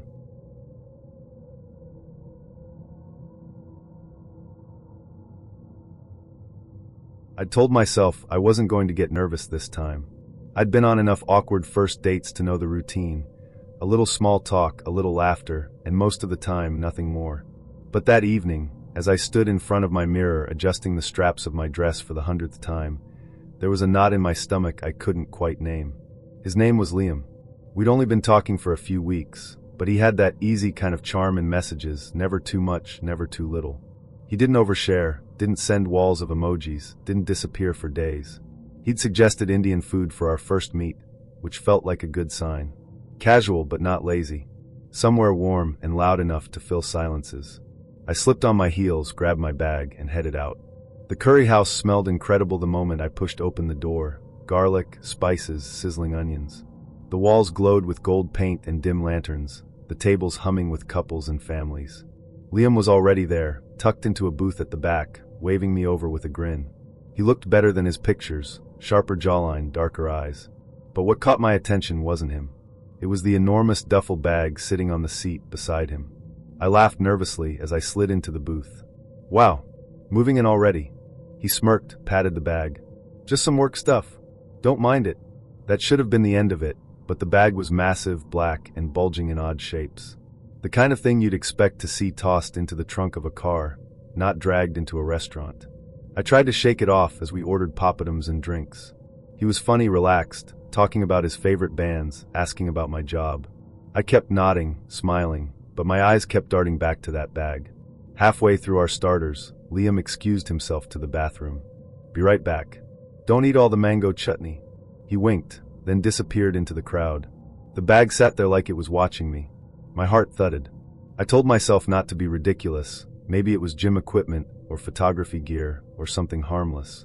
But curiosity dug its claws in. Before I could talk myself out of it, I reached over and tugged at the zipper. The sound seemed deafening in the low chatter of the restaurant. I pulled it open just enough to peek inside. At first, I couldn't make sense of what I was looking at. Coils of duct tape, a roll of thick black trash bags, gloves, a hammer, shiny and out of place against the soft fabric, a wrench. My stomach lurched. This wasn't gym gear. It wasn't photography equipment. It looked like a kit for something awful. My pulse hammered in my ears. I yanked the zipper shut, hands shaking so badly I nearly caught the fabric in the teeth. I shoved the bag back into place and sat frozen, staring at the table, my breath coming too fast. People around me laughed, clinked glasses, tore into naan bread. Nobody else knew I was sitting here staring at the remnants of what looked like a murderer's shopping list. What if it was innocent? What if he was a builder? A handyman? What if I was overreacting? But then why bring it here? Why drag a duffel bag full of tools and tape to a date at a restaurant? The bathroom door swung open. My head snapped up. Liam was walking back, smiling, wiping his hands on a paper towel. I panicked. I mumbled something about needing to make a call, grabbed my bag, and slid out of the booth before he reached the table. He frowned, confused, but I didn't stop. I pushed through the crowd, muttering sorry as I bumped chairs, and burst into the cool night air outside. The street was buzzing, neon signs glowing, cars honking in the distance. I walked fast, heels clattering against the pavement, every nerve in my body screaming, "Don't look back." But I did. Through the window, I saw him standing by the booth, staring at the door, his expression unreadable. The duffel bag sat beside him, zipped tight, waiting. I turned the corner and didn't stop until I was inside my apartment, door locked, lights blazing. My phone buzzed with a message minutes later. "You left quick. Everything okay?" I stared at it, heart pounding. I didn't reply. I don't know what was really in that bag. Maybe it was nothing. Maybe I panicked over nothing. But I can still see the shine of that hammer, the glint of tape in the dim restaurant light, the way it all looked so deliberately packed.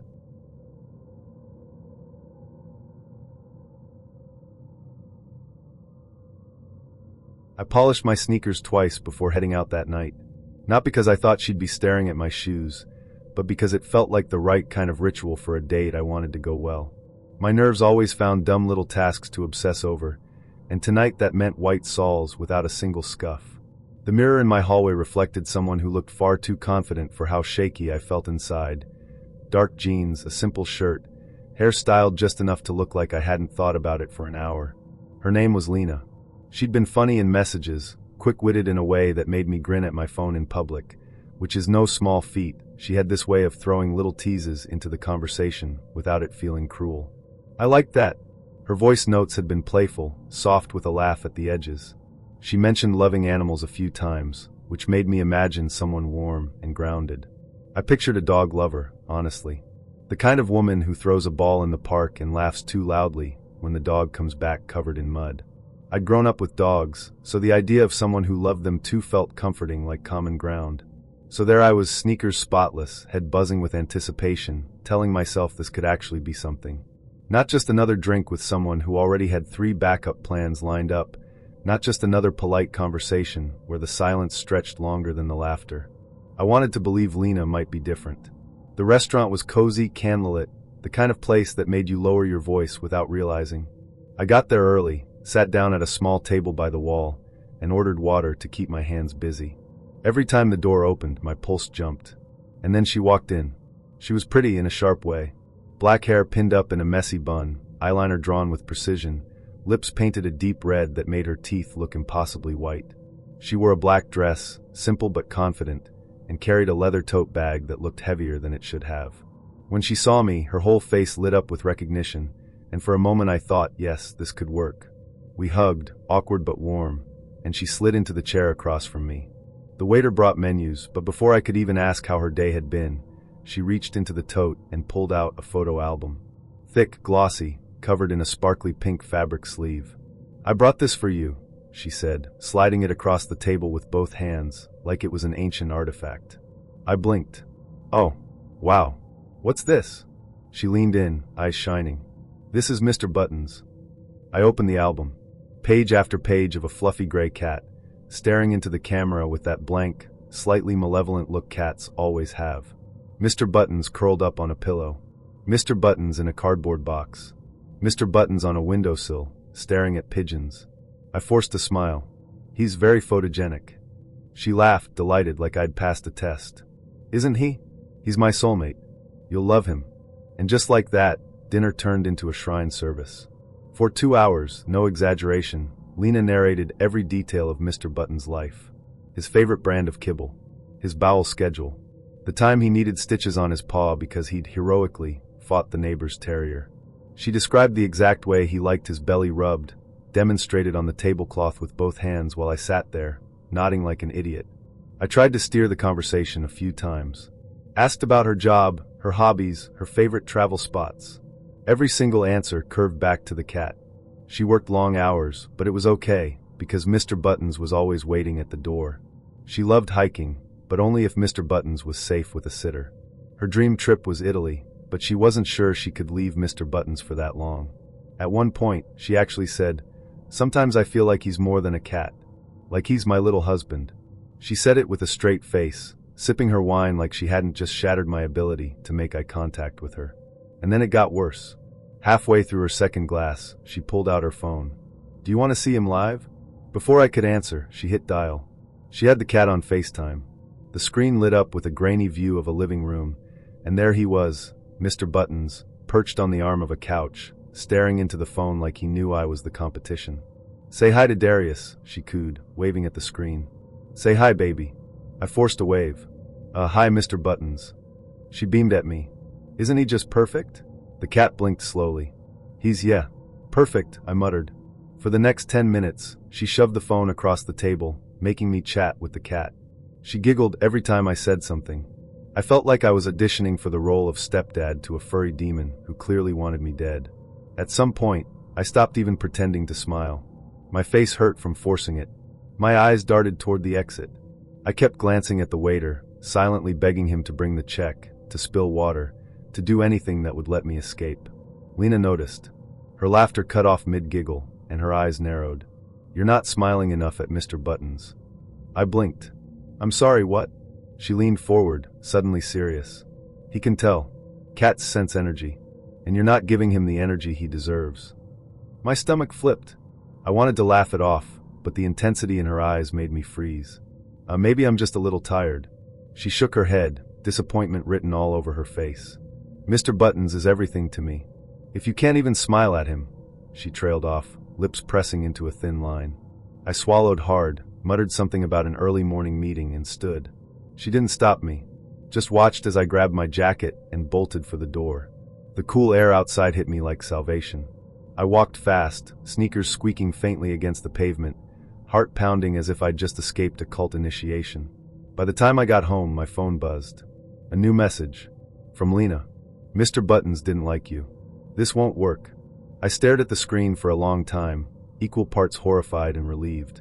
Then I laughed, loud and bitter, the kind of laugh that comes from sheer disbelief. And that's how I learned that sometimes you're not just dating the person across the table. Sometimes you're dating their delusions. And sometimes their delusion has whiskers. There's a special kind of humiliation that only comes from realizing halfway through a date that you're about to be scammed. And not in the Nigerian prince email way, not even in the fake concert ticket resale way, but in the kind of scam that has just enough plausible deniability to make you question if you're paranoid, or if you're just really unlucky. This is the story of how I went out with a man named Riven. Yes, that was really his name, and learned the true meaning of the phrase, forgetting your wallet. Spoiler alert, he didn't forget a damn thing. The night started the way a lot of bad nights start, with way too much effort on my part. I'm not one of those people who can roll out of bed and look casually perfect. Getting ready is an event, a ritual, a battle with fabric and eyeliner and hair products that always seem to conspire against me. That night I picked a dress that was just tight enough to say I tried, but not so tight that I'd spend the whole evening worrying if my stomach looked like it contained a bread loaf. Black, low cut, with a slit that wasn't so high it screamed desperate, but high enough to whisper maybe later. I poured myself a glass of wine while I was getting ready, a little pregame to calm the nerves. My roommate, Orla, sat on the couch scrolling her phone, watching me do my thing. "He better be worth all that contouring," she said without looking up. "He might be," I said, though even as the words came out I wasn't sure I believed them. I remember standing in front of the mirror, tilting my head, adjusting my necklace, telling myself, this could be fun, this could be harmless, this could be the story you tell at brunch tomorrow when someone asks about your love life and you pretend it's a comedy instead of a tragedy. By the time I arrived at the restaurant, a dim little Italian place with red candles on every table, I was almost optimistic. Almost. And then Riven walked in. He was tall, with hair that looked like he cut it himself in the bathroom mirror, but he wore it with the kind of confidence that dared you to question it. A crooked smile, a leather jacket he clearly thought was still edgy in 2025. He sat down across from me with a flourish, as if the entire restaurant had been waiting for his arrival. "Leora," he said, like my name was something exotic he'd been practicing in the car. "Riven," I said back, matching his energy. The first 20 minutes weren't bad, I'll admit. He was funny in a cocky way. Told stories about a road trip he'd taken, some misadventure with his car breaking down in the middle of nowhere, the usual date night anecdotes. I laughed, even when I didn't feel like laughing, because that's what you do. That's the dance. The waiter came by, and Riven ordered a bottle of wine like it was nothing. Not a glass, not even 2 glasses, but the whole damn bottle. He winked at me like we were co-conspirators. "That's bold," I said. "I like bold," he said. The food came, the conversation rolled along, and I started to relax. I let myself imagine, for a few fleeting moments, that maybe this was going to turn into one of those unexpectedly great nights. Maybe I'd go home with him, maybe we'd laugh about how awkward we'd both been at the start, maybe the universe had thrown me a bone for once. And then came the moment. The check arrived. The waiter set it down between us, discreet but deliberate. Riven picked it up, opened it, and made a sound that was somewhere between a sigh and a groan. "Shit," he said. "What?" I asked, already dreading the answer. "I think I forgot my wallet," he said, patting his jacket pockets with exaggerated slaps. "Yeah, no, I definitely forgot it. Must have left it on the dresser." I stared at him. There are moments in life when your brain does that thing where it runs 2 tracks at once. On one track, you're trying to be reasonable. Maybe he really did forget. Maybe this is just bad luck. Maybe it's not a big deal. On the other track, your gut is screaming, this motherfucker planned it. "Oh," I said, keeping my voice even. "That's inconvenient." He laughed like it was a sitcom gag. "You don't mind covering, right? I'll get you next time." Next time. The audacity. "Sure," I said, because what else was I supposed to say? I wasn't about to cause a scene in front of the waiter, who was hovering politely 2 feet away, pretending not to eavesdrop. I handed over my card, tipped more than I should have, and smiled like it didn't bother me. But inside I was fuming. Here's the thing, I don't mind paying. I've paid for dates before, I'll pay again. But there's a difference between generosity and being played. And I could feel it in my bones. Riven had played me. We left the restaurant, and he had the nerve to suggest grabbing a nightcap at a bar down the street. "It'll be fun," he said, like I wasn't already seething. "Sure," I said again, because apparently I'm a glutton for punishment. At the bar, he ordered another round, joked with the bartender, acted like the king of the world. When the check came, he did the same little pantomime. Patted his empty pockets, shrugged, gave me that crooked smile. "You've got this, right?" he said again. Reader, I paid. Again. By the end of the night, my card was smoking, my patience was gone, and Riven leaned in like he was about to kiss me. I pulled back. "I think we're done here." He blinked, confused. "What do you mean?" "I mean you forgot your wallet twice tonight," I said. "And I'm not interested in a third time." His smile faltered. "Come on, don't be like that. It's just money." "No," I said, standing up. "It's respect." And I walked out. On the ride home, I replayed the night in my head, over and over, second-guessing myself. Was I too harsh? Was I paranoid? But then I remembered the way he'd smirked when he said, "You've got this, right?" And I knew. He hadn't forgotten. Not once. When I got home, Orla was still on the couch, waiting. "Well?" she asked. I kicked off my heels and collapsed beside her. "He forgot his wallet." She snorted. "Oh, one of those." "Yeah," I said, pouring myself another glass of wine. "One of those." The truth is, it wasn't about the money. It was about the principle. About knowing when you're being taken for a fool, and deciding you won't play along. About realizing that sometimes the boldest thing you can do on a date is not order the wine, not flirt back, not give in, but to get up, walk away, and let someone else pick up the tab for their own bullshit. And if Riven ever reads this, I hope your wallet treats you better than you treat your dates. Because it's the only partner you're ever going to keep.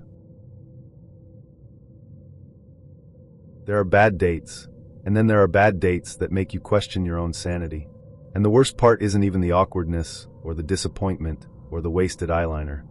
It's the sheer, creeping weirdness that follows you home and leaves you lying awake at 2 a.m. wondering if you've just survived something you shouldn't have. That's the kind of date I had with a man named Alder. Yes, Alder like the tree. And yes, he managed to make even that sound pretentious. The night didn't start badly. It rarely does. I'd done the usual ritual, glass of wine while I got ready, stared at my closet like it was a hostile witness, finally settled on jeans that made my ass look good and a red top that said, "I'm trying, but not too hard." I curled my hair, dabbed perfume on my collarbone, and told myself not to be nervous. This was just drinks. Just a Tuesday night. Nothing to freak out about. When I got to the bar, Alder was already there, leaning against the counter with his hands in his pockets like a man waiting for a film crew to start rolling. He had that self-satisfied look, the kind of smirk that says, "I already know you're impressed." And I'll admit it, I was. At first. He was tall, his jawline looked sharp enough to file papers on, and his voice had that low, gravelly timbre that makes you wonder what it sounds like when he whispers dirty things in your ear. We ordered drinks, and he was charming enough. Told stories about traveling through Europe, eating truffle pasta in Rome, drinking absinthe in Prague. He talked with his hands, gesturing so widely I half expected him to knock over my glass, but I found myself leaning in anyway. He had that magnetism that makes you want to ignore the warning bells in the back of your head. Halfway through my second drink, he leaned close and said, "I live just around the corner. Want to come by? Just for one more glass of wine."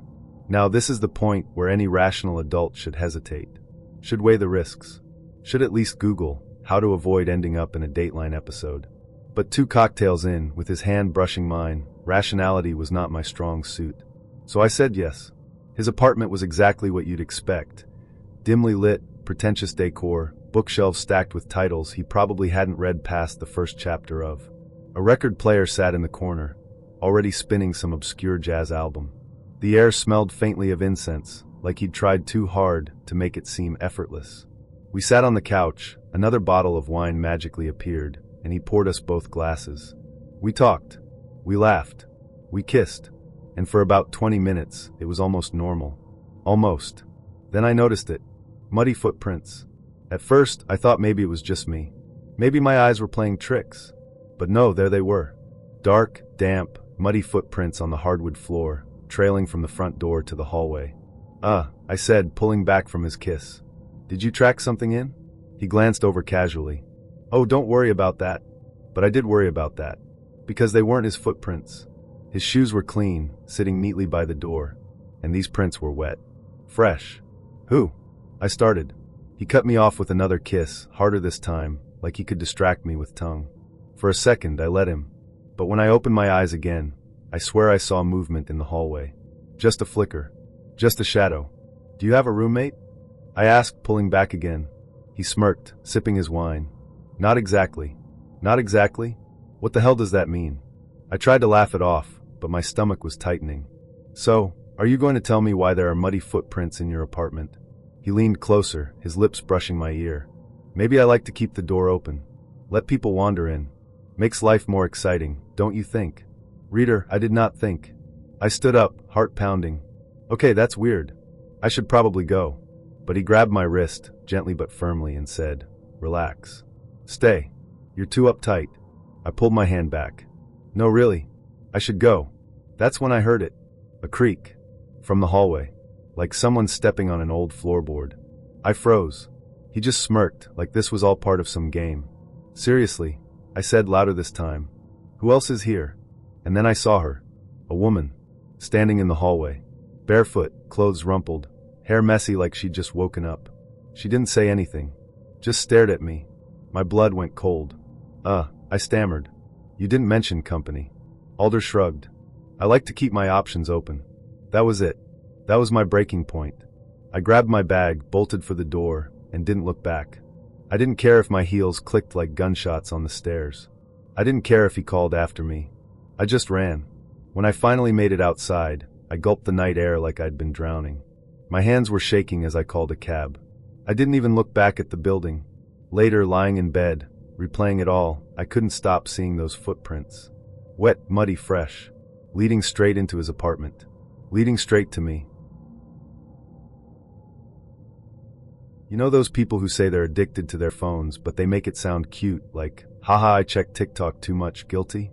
I met the real deal. I went on a date with a woman who wasn't just addicted, she was married to her phone. That screen was her soulmate, her therapist, her emotional support animal, and I was just a warm body sitting across from her. And the kicker? The foreshadowing was there all along, hidden in plain sight, right there in her profile like the first 5 minutes of a horror movie where you already know the babysitter is doomed but she doesn't. Her name was Haley. Her profile had been slick in that artsy moody. We messaged back and forth for about a week. She was sharp, funny, the type who makes you spit out water at work when you check your phone in between emails. She roasted me about the tie in my profile picture. Who wears a tie outside of a court date? And I liked the bite of it. It wasn't boring, it had teeth. By Friday, she suggested drinks, and I agreed. Because I'm apparently the kind of idiot who ignores foreshadowing. I put way too much effort into getting ready. I know people joke about women spending hours in front of mirrors, but let me tell you, men can spiral just as hard. I stood there fiddling with my tie, adjusting it again and again, talking to myself in the reflection like it was an audition. Mateo, I muttered, she's witty, she's hot. She'll probably out-sarcasm you, but keep up and maybe this will turn into something worth writing home, or writing a blog post about.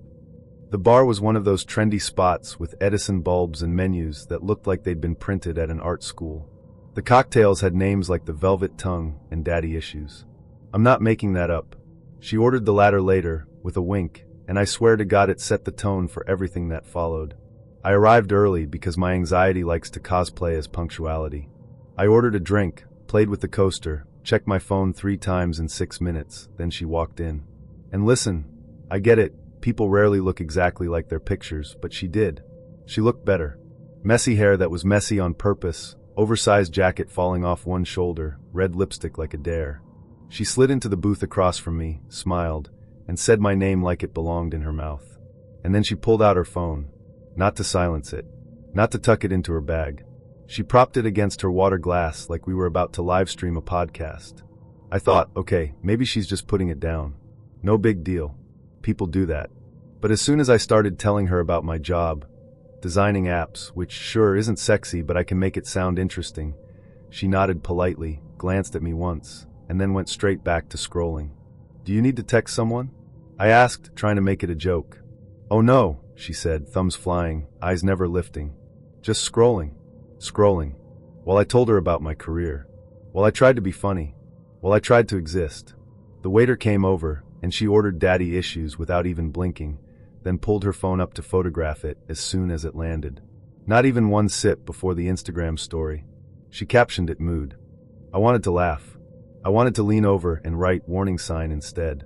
So you really weren't kidding in your bio about being addicted to your phone, I said, hoping she'd laugh, maybe put it away.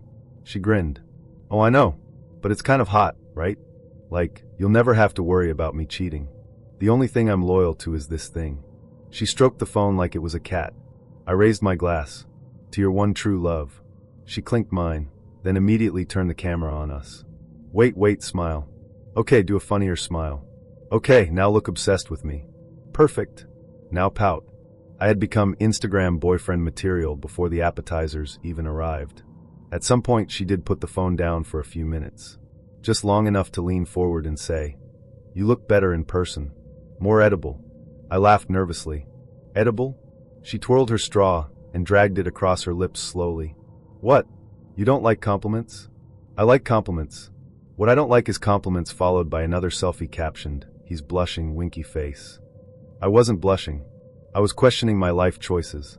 Then she asked, "So Mateo, what would you call me if I was your girlfriend?"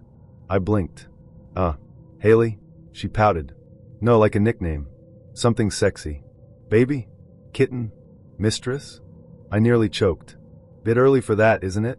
Her eyes sparkled. I just like to know how creative a guy is. Shows me how he'll be in other areas. I tried. I actually tried. But every name I came up with, princess, trouble, sweetheart, she waved off. Too boring. Too cliché. Try harder. Meanwhile, her phone kept buzzing every 30 seconds, screen lighting up like it was taunting me. The breaking point came when I was telling her about the worst project I'd ever worked on, a grocery app that crashed every time someone searched for bananas. I was mid-sentence, actually hitting my stride, when she cut me off with a full-on cackle. I thought I'd been funny for half a second, until she shoved her phone in my face. Look, it's a cat trying to hump a watermelon. Reader, I cannot explain to you the level of humiliation I felt in that moment. To be competing with produce porn on TikTok while pouring my soul into UX design, it was like being heckled by the universe. By dessert, I'd surrendered. She ordered another cocktail, snapped 10 selfies, and even posted a poll. Hot date or nah? My blurred face was visible in the background. The poll ended 73% nah. And yes, she showed me. When the check came, she didn't even glance at me. You've got this, right? She said, scrolling again. I left cash on the table, stood up, and said, Yeah, I've got this. She waved, eyes glued to her phone. Text me. I didn't. But 2 hours later, she texted me. Not a thank you. Not a had fun. It was a screenshot of one of her selfies from the night. Captioned, You're lucky you got to sit across from this. I stood in front of the bathroom mirror for nearly 40 minutes, which was ridiculous considering it wasn't a gala or a wedding. It was just a first date. But first dates have a way of feeling like auditions for a role you're not even sure you want. I leaned closer, tilting my chin, sweeping on one last line of eyeliner, like it was a battle stripe. My hair fell in waves I'd spent half an hour coaxing into place. The blouse I'd picked was silky, deep burgundy, with a neckline that skimmed just enough to suggest without giving away. I paired it with dark jeans and heels, casual but not careless. I wanted him to think I'd made an effort, but not that I'd stood in front of the mirror practicing smiles. His name was Rylan. He was very flirty on the dating app. The flirting part was what had hooked me. As I brushed lipstick across my mouth, I caught myself biting the inside of my lip, a nervous tic I hadn't shaken since high school. I wanted him to like me. I also wanted him to deserve it. The restaurant he'd chosen was one of those low-lit spots with candles on every table and bread that smelled like rosemary. The host led me to a booth by the window, and I ordered a glass of red to steady my nerves. When he walked in, relief surged through me. He looked like his pictures, same tall frame, same mischievous smile, even the faint scar above his eyebrow. He wore a navy button-down, sleeves rolled casually to the elbows, forearms dusted with hair, veins visible in the glow of candlelight. "Camilla," he asked brightly, sliding into the booth. "It's Camila," I corrected, smiling. "Right, Camila," he repeated, as if testing it. "Beautiful name." It was a good start. His grin was easy, his voice warm. We ordered drinks and starters. Conversation flowed. I told him about copywriting, about how many hours I spent trying to make deodorant sound poetic. He laughed, shaking his head. He told me about digital marketing campaigns he ran, how much money brands wasted on influencers who didn't influence. Then it happened. "So Carla," he said mid-sentence, without missing a beat. I blinked. "Camila," I corrected gently. "Oh, sorry." He chuckled. "I know a Carla. Must have slipped out." I let it slide. Easy mistake. First date jitters. But minutes later. "So Maria, tell me about your family." I stiffened. "Camila," I repeated, firmer. Right. He winced. "You just look like a Maria, I guess." He smiled, trying to soften it. I forced a smile back, but a small crack had opened. The appetizers arrived. He reached across to offer me a piece of bruschetta, his fingers brushing mine. "Here, try this, Cammy." I froze. "It's Camila," I said again. "Cammy's cuter, though." He winked, holding the bread closer. "Like a nickname. Nicknames are intimate, don't you think?" Something about the way he said intimate made my skin prickle. We ate, and he kept slipping. Sometimes it was Carla again. Sometimes Maria. Once he called me baby, which felt premature, a shortcut to familiarity he hadn't earned. Every correction I gave, he waved off with a sheepish laugh. When the entrees came, the wine had warmed me just enough that irritation started to surface. He cut into his steak, looked at me over the candle, and said, "So Carla, damn it, I mean Camila, you really are gorgeous. Like dangerously gorgeous. The kind of gorgeous that makes me wonder what you'd sound like saying my name in bed." I nearly choked on my salmon. "Excuse me?" He grinned, unbothered. "What? Too much?" "Sorry. Just being honest." I dabbed at my mouth with the napkin, pulse spiking. "Maybe dial it back a little." He laughed, raising his hands. "Hey, at least I'm not boring. You'd be surprised how many dates I've had where the girl didn't say a single thing worth remembering. At least you've got fire." I like fire. But his eyes were still misnaming me, even when his mouth didn't. Dessert menus arrived. Before I could say anything, he told the waiter, "We'll have the chocolate cake." Carla loves chocolate cake. My fork clattered onto the plate. "It's Camila," I said sharply. He blinked at me, surprised by the edge in my voice. "Don't be so sensitive. It's just a name." My chest tightened. "It's not just a name. It's my name." The table around us seemed to hush, the clinking of cutlery a distant echo. He leaned back, smirking, as if I'd proven a point for him. "Fine," he said, dragging out the syllables. "Camila. Better? Honestly, you're sexy enough I could call you anything, and it wouldn't matter." That was it. I pushed my chair back, my heart pounding. "Actually, it matters a lot. I've told you 5 times tonight, and you still can't respect it. That's not fire, that's laziness. And I'm not interested in being someone else's Maria or Carla, or whatever name you decide to use when you're not paying attention." He held up his hands, laughing awkwardly. "Overreaction. Total overreaction. I'm bad with names, that's all.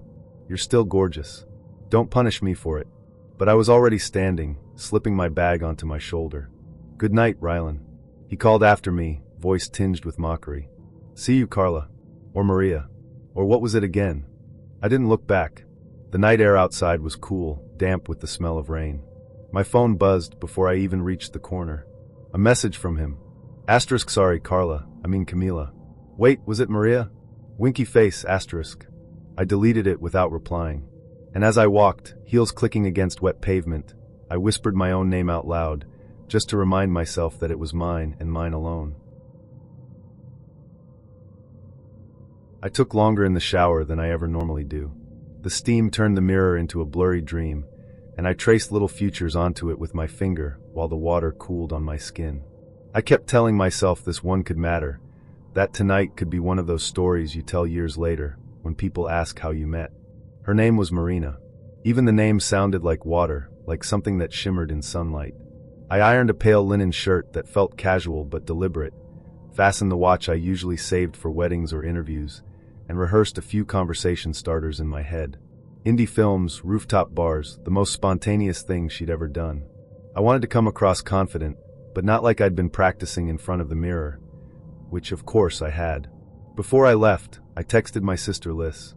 We had our system for online dates. Share location. Code word avocado, if things went bad. Code word cinnamon, if the guy or girl was worth keeping. She replied instantly, "Have fun, but don't forget you're allowed to leave if it sucks." That last line always stuck. The rooftop bar looked like her profile had come to life. String lights zigzagging overhead, low jazz curling through hidden speakers, the skyline pouring out in all directions like a spilled drink. I arrived 10 minutes early, because that's what anxious people call punctuality. I ordered a glass of Pinot Noir and tried to look like someone who belonged here. When the elevator doors opened, my chest did that stupid tight thing. Marina stepped out, and my imagination hadn't lied. She looked just like her photos, maybe even better. Her hair loose around her shoulders, a floral wrap dress that seemed made for wind. She spotted me right away and smiled. Relief flooded through me, until I realized she wasn't alone. There was a man behind her. He was tall, broad-shouldered, dressed in gym shorts and a hoodie that looked like it had been peeled off the floor of his bedroom. He walked like someone who already owned the space. Marina hugged me briefly, and then gestured at him. "This is Dean," she said, her voice bright. "He comes with me on first dates. Just a safety thing."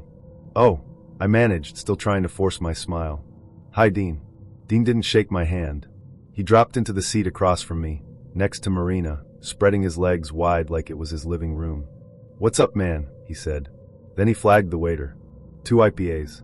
And whatever he's having." I opened my mouth to say I was fine with the wine I already had, but the waiter nodded and left before I could. Marina smoothed her napkin into her lap like this was perfectly normal. "So," Dean said when the drinks arrived, "what do you do? And don't give me some boring corporate crap. Impress me." I laughed lightly, though it came out thinner than I wanted. "I'm a UX designer. I build." He cut me off with a groan. "So you make apps pretty. Marina, you hear that? He makes buttons look good." Marina laughed, not hard, but enough to make my chest pinch. I tried to redirect the conversation toward her. "So Marina, you said you love indie films. What's the last one you saw?" Dean answered before she could. "We saw Hereditary. I told her it was overrated, but she liked it. She's got a weak spot for creepy family stuff." He grinned at her like it was an inside joke. She giggled and shrugged. The waiter brought appetizers, calamari, sliders, truffle fries. Dean immediately grabbed the lion's share, chewing with his mouth open. "You run?" he asked me between bites.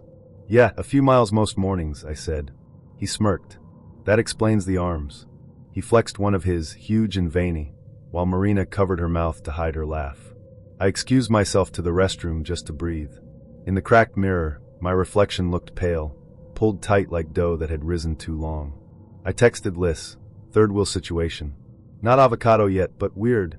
When I came back, Dean had his arm draped across the back of Marina's chair.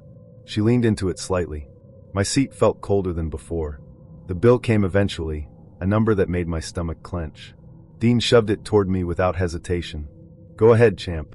Gentleman's duty." Marina gave the smallest nod, like it was expected. My hands moved before my brain did, sliding my card into the folder. The waiter whisked it away. Dean raised his glass, grinning. "To new friends." I clinked weakly. When the night wound down, Dean escorted Marina toward the elevator, his arms snug around her. She glanced back at me once with an almost apologetic smile. "Thanks for dinner, Julian. This was nice." Dean clapped me on the shoulder, nearly knocking me forward. "You're a solid dude. Keep hustling. Maybe one day you'll land someone like her." The elevator closed on their laughter. I stood under the string lights, wine buzzing unpleasantly in my veins, and stared at the city stretched out in glittering arrogance. I wanted to laugh. I wanted to throw something. Instead, I opened the app. A message from Marina already blinked on the screen. "Dean says you seemed nervous. Maybe next time you'll loosen up." I deleted the app without replying. Walking back down into the city, the fairy lights looked crueler than before, like stars you couldn't trust.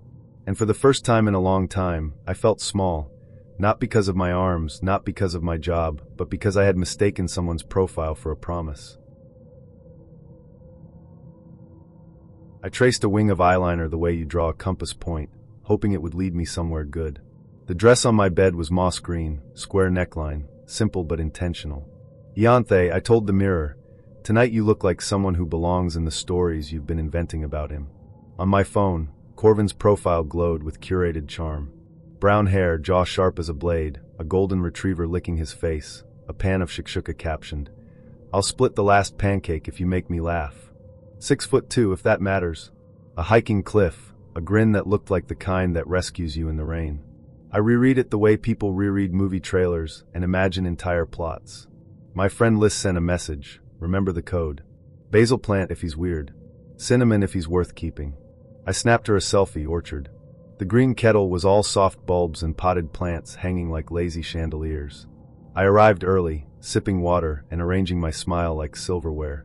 When the door chimed, I looked up, and my heart dropped. He waved at me with both hands, a cartoon greeting forced into a human frame. The man was not Corvin, not the one in the profile. Hair slicked black, patchy. Jawline melted into jowls. A pallor born of screens and sleeplessness. His grin had the wrong owner. "Ianthe," he called too loud. I nodded, stunned. "Corvin." "That's me," he said, collapsing into the seat across from me. The sour-sweet reek of cigarettes and mint rolled over the table. "You look better than your photos." My rehearsed questions about travel and brunch shriveled.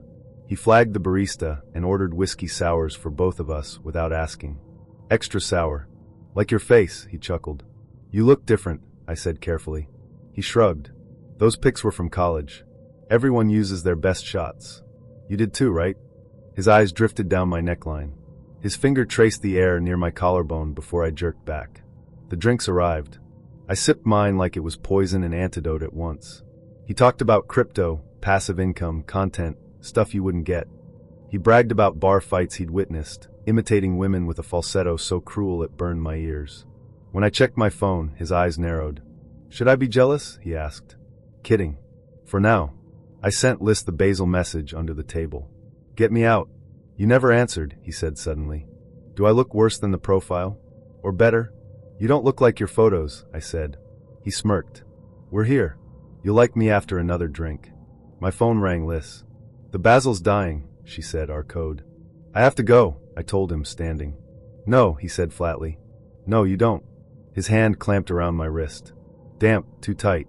His breath brushed my cheek. Don't waste my time like the others did. The cafe carried on, bulbs humming, barista pretending not to hear. I lifted our joined hands like a bizarre dance pose and said, steady. Let go, or I scream, and we'll see if crypto pays your lawyer. The students by the window turned. The barista froze mid-step. He released me, muttering, Jesus, as if he were the wronged party. I walked out without running. Running makes you pray. The night air felt like a doorway to somewhere safer. Outside, I ordered a car and stood under a florist's darkened awning, heart battering my ribs.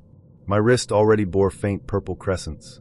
Behind me, the cafe door swung open, and I froze. But only laughter came out, harmless, belonging to strangers. When the driver pulled up, I slid in and whispered, Yes, I'm Iante. At home, I locked the door twice. My phone buzzed with 3 notifications. One from Liz, question marks, a basil leaf, a heart, a knife. One from the rideshare app congratulating me for going out on a weeknight. And one from an unsaved number. You'll regret walking away. I stood in the kitchen light, staring at it. My wrist pulsed where his grip had been. I typed a reply I didn't send, no I won't. Then I blocked the number, reported his profile, and set my phone face down. When I finally washed the eyeliner away, the gray streaks ran like rivers across my cheeks. I lay in bed thinking of his fake photos, the shelter he'd promised to build if we got lost, the cliff, the dog that wasn't his. I realized I hadn't been lost at all. He was the one wandering, a lie dressed as a man. I built my own shelter that night, out of words and locked doors, out of the fact that walking away is not regret, it's survival. I'd been staring at my computer screen all afternoon, pretending to care about the quarterly sales report, but my mind was elsewhere. My cursor hovered over an empty email draft, yet my brain kept replaying the photos I'd scrolled through the night before. His name was listed as Nathaniel. Looking for someone who can out-sarcasm me. If you can win at Scrabble, I'll buy dessert. This is what his profile said. I was hooked. I'd swiped right, half expecting him not to. But he did. By the time the workday ended, I was too jittery to finish the report. I ducked into the bathroom to redo my eyeliner, brushed my curls until they obeyed, and smoothed down the burgundy blouse I'd worn with tonight in mind. It was nice enough to feel deliberate, but still office appropriate. The best kind of double agent. I sent a quick text to my friend Kala, meeting him now. Location shared. Code word is pumpkin if he's a creep. The dive bar was buzzing when I arrived. Low light, sticky floors, the smell of fried onions that clung to your clothes long after you left. I grabbed a booth in the corner, rehearsing possible greetings. Would I hug him? Shake his hand? Play it cool and wave? The door creaked open, and my heart did its wild little drum roll. A man walked in, scanning the room. I lifted my hand in a cautious wave. He spotted me and smirked. My stomach twisted. Because this wasn't Nathaniel. Not the Nathaniel in the photos, anyway. It was Craig, my boss's boss, the vice president of sales, the man who gave stiff speeches about synergy at Monday meetings, the man whose emails read like legal disclaimers, the man whose approval meant whether or not I'd get a raise next year. Small world, huh? He said as he slid into the booth, not waiting for me to speak. I sat there frozen, my mind scrambling to compute the joke. Maybe he just looked like him. Maybe this was some uncanny resemblance. But no, the smirk on his face told me everything. Craig was Nathaniel. Or Nathaniel was Craig. Either way, I'd been catfished. "You're on the app?" I stammered. He chuckled, flagging down the waitress like he owned the place. "What? You think executives don't get lonely too?" My throat felt dry. "But your profile." "Of course I didn't use my real name," he said smoothly, ordering us 2 beers. Company policy and all that. Gotta keep things discreet. Discreet. My skin prickled. He leaned back, studying me in a way that made me feel like the quarterly report, a document to be reviewed and signed off. You clean up nicely, he said, eyes dragging over my blouse. Better than those office cardigans you usually wear. I wanted to sink into the cracked vinyl seat. Every fiber in me screamed to leave, but the weight of office politics held me there. If I walked out, would he retaliate at work? If I stayed, what game was I playing? He leaned closer. Don't look so panicked. I'm not going to tell anyone. His voice dipped lower. Unless you make me want to. The waitress returned with our beers, and I gripped mine like a weapon. My phone buzzed in my lap, Calla asking how it was going. I typed quickly, it's my boss. This is bad.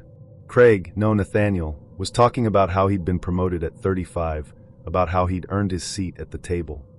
He sprinkled in little reminders of what he knew about me. You make, what, 50-something? You probably don't want to blow it on cocktails. I'll cover it. Then a wink. My stomach curdled. He was weaving my professional life into this farce of a date, reminding me of the imbalance between us. I excused myself to the restroom, splashing water on my face. My reflection looked like someone trapped in the wrong movie, one where the villain didn't even know he was supposed to be subtle. I typed furiously to Calla, pumpkin, pumpkin, pumpkin. When I got back, Craig had shifted to my side of the booth. My heart stumbled. Sit, he said, patting the seat beside him. I sat across instead. Craig. He raised a hand. Nathaniel tonight, remember? He grinned, as though this was charming. I should go, I said, reaching for my bag. He caught my wrist before I could stand. His grip wasn't rough, but it was firm. Relax. You're overthinking. We're just two adults having a drink. His thumb pressed into my skin in a way that made my pulse jump. Unless you want this to mean more, you'd be surprised what I can do for someone's career. The beer turned sour in my mouth. I'm leaving, I said firmly, yanking my hand free. His smirk didn't falter. Of course you are. Just remember, we'll see each other Monday. I left the bar in a blur, my heels clicking too fast on the sidewalk. My phone buzzed again. Calla, do you need me to come get you? I texted back, no. Just need to breathe. That night, I lay awake replaying every word, every smirk. I thought about Monday mornings, about sitting 2 rows away while he clicked through a PowerPoint and pretended we hadn't shared a booth in a dive bar. When Monday arrived, Craig passed me in the hallway. He didn't say a word, just a knowing glance, a ghost of that smirk, and then business as usual. I stood in front of the mirror longer than I needed to, adjusting the neckline of my blouse until it fell just right. It wasn't a fancy restaurant, just a wine bar tucked between a florist and a laundromat, but I wanted to feel like I belonged in the kind of evening that ended with soft conversation and maybe the brush of a hand. His name on the app had been Dorian. I texted my friend Juno before I left. Location shared. Code word is grapefruit if it's bad. If it's good, I'll think of something later. The wine bar smelled like cedar and rosemary. The lighting was gold and forgiving, the kind that makes everyone look softer. I chose a corner table, ran a finger over the polished wood, and tried not to check my phone every 2 minutes. When Dorian walked in, I exhaled in relief. He looked like his photos, tailored shirt, slim build, a confidence in his step that didn't feel too heavy. He smiled when he saw me, and I thought maybe tonight. But 5 minutes in, I realized something was wrong. He was talking about his ex. Her name was Sabine. He dropped it within the first sip of wine. Sabine always loved this place, he said wistfully, staring at the menu like it was a diary. I nodded politely. First dates sometimes carried baggage. Maybe he was easing into it. But then came the flood. She and I were supposed to get married, he continued, not even glancing at me. We'd picked out the venue. She wanted lavender on the tables. I said peonies. He chuckled, but it was a bitter sound. I sipped my glass, searching for a new subject. So you travel a lot? You mentioned jazz. Sabine hated jazz, he interrupted. She said it was messy, unpredictable. God, that used to drive me crazy. You like jazz? I opened my mouth, but he was already scrolling through his phone, pulling up photos. Look, here's us in Lisbon. That was our 3rd anniversary. She looks stunning, doesn't she? On the screen, Sabine did look stunning, long hair caught in the wind, smiling at the camera like it belonged to her. I stared at her face while he narrated every detail of the trip. What they ate, the fight they had over directions, the night they made up. I tried to laugh gently. Maybe we should talk about us? He blinked, as though he'd forgotten I existed. Right. Of course. You remind me of her a little, actually. Your hair. The way you tilt your head when you listen. His eyes glazed over.